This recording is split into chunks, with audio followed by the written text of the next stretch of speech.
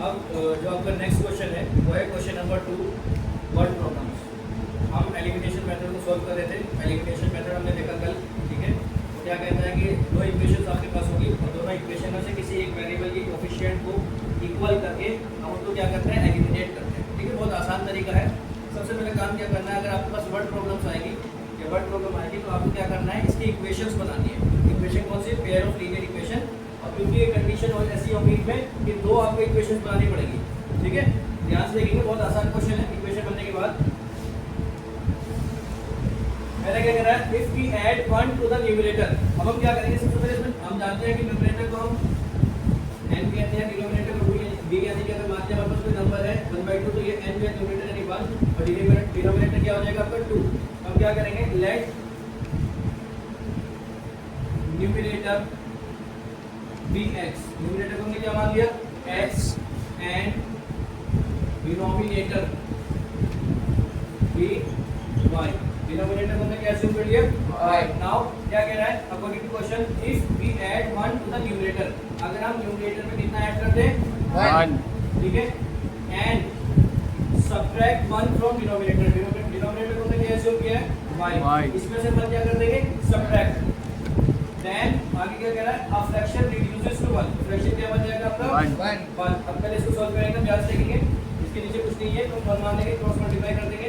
It becomes x plus 1 is equal to y minus के 1। Variable को एक तरफ ले आएंगे और कांस्टेंट को एक तरफ। तो इट बिकम x minus के y is equal to -1 और ये प्लस 1 उधर जाके -1। इट बिकम x minus के y is equal to -2। एक तो इक्वेशन आपके पास ये आ गई, ठीक है। अब यहाँ से देखेंगे सेकंड सिचुएशन के अकॉर्डिंग क्या करा, इट बिकम्स 1/2। फ्रैक्शन क्या बन जाता है, 1/2। If we only add 1 to the denominator, यानी न्यूमरेटर को आपको क्या रखना है, सेम। न्यूमरेटर आपको क्या रहेगा, x और डिनोमिनेटर में क्या करना है, 1 ऐड करना है, ठीक है। नाउ क्रॉस मल्टीप्लाई कर देंगे सोल्व करने के लिए। 2 की x से मल्टीप्लाई करेंगे, इट बिकम्स y plus 1 की 1 से मल्टीप्लाई करेंगे, y plus 1 ऐसे का ऐसे ही। वेरिएबल को इधर ले आएंगे, कांस्टेंट को उधर। यहाँ पर वेरिएबल है तो वेरिएबल आएंगे 2x minus के y is equal to 1 से इक्वेशन नंबर 2। दो इक्वेशंस आपके पास आ गई, एक x minus y is equal to -2। एक इक्वेशन आ गई आपके पास 2x minus के y is equal to 1। दो इक्वेशंस आ गई। अब कौन से मेथड से सॉल्व करना है, इसमें मेंशन किया है कि एलिमिनेशन मेथड से करना है, ठीक है। नाउ ये वाली इक्वेशन को यहाँ पुट कर रहा हूँ, x minus के y is equal to कितना है, -2। ये कौन सी आपके पास equation number. Elimination method simply ये कहता है कि देखिए यहाँ पर इनके जो कोएफिशिएंट है y के वेरिएबल के वो क्या है, सेम 1 है। हम क्या करेंगे, क्योंकि साइन भी सेम है तो क्या करेंगे, सब्ट्रैक्ट। क्या करेंगे, सब्ट्रैक्ट। जो प्लस है वो माइनस हो जाएगा, जो माइनस है वो प्लस और जो माइनस है वो प्लस। 2y से तो ये माइनस का था, ये प्लस का हो गया, आपका एक्स्ट्रा हो गई, ठीक है ना। अब 2x में से x जाएगा तो कितना बचेगा, खाली x। नाउ 1 अभी -2 मेरा आगे कितना हो गया, +2। 1 + 2 becomes 3। तो x का कितनी आ गया आपके पास, 3।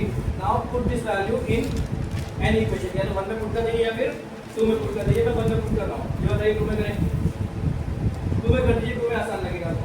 ये 1 में करें, चलिए इसी में भी कर सकते हैं, कोई इशू नहीं है। Put this value in equation number 2।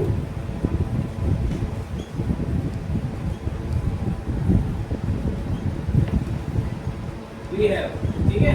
दोनों में से किसी एक इक्वेशन में x की वैल्यू क्या कर देंगे, पुट कर देंगे। तो जैसे मैंने 2 में पुट करी तो 2x तो 2 * 3 माइनस के y इज इक्वल टू 1। 2 3 जा 6 माइनस के y is equal to 1। Now ये y माइनस में इधर जाके प्लस और ये 1 प्लस में इधर जाके माइनस।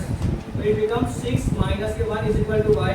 इट मींस y की वैल्यू कितनी आ गई आपके पास, 5। 6 में से बन जाएंगे तो 5 बचेंगे। बात समझ में आई। सिंपल क्या करना है, आपको वर्ड प्रॉब्लम गिवन होगी, आपको पहले उसकी इक्वेशन बनानी है अकॉर्डिंग टू सिचुएशन, ठीक है। ये क्वेश्चन नंबर 2 का फर्स्ट पार्ट है, एक्सरसाइज 3.3।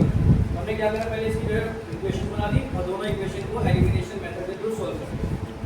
अगर आपको चेक करना है कि हमारी जो वैल्यूज आई हैं वो सही है या नहीं, तो हम क्या करेंगे, किसी भी एक इक्वेशन में दोनों वैल्यूज को पुट कर देंगे। x की वैल्यू 3 है और y की वैल्यू 5 है। देखिए यहाँ से यहाँ पर जब मैं x की वैल्यू यहाँ पर कितनी रखूंगा, 3, तो 2 3 6। एलएचएस में कितना आ गया 6, y की वैल्यू कितनी है 5, 5 + 1 6, यानी कि हमारा जो आंसर आया है, यानी हमारी जो वैल्यूज आई हैं x और y की, वो दोनों क्या हैं, ठीक है। बात आ गई समझ में?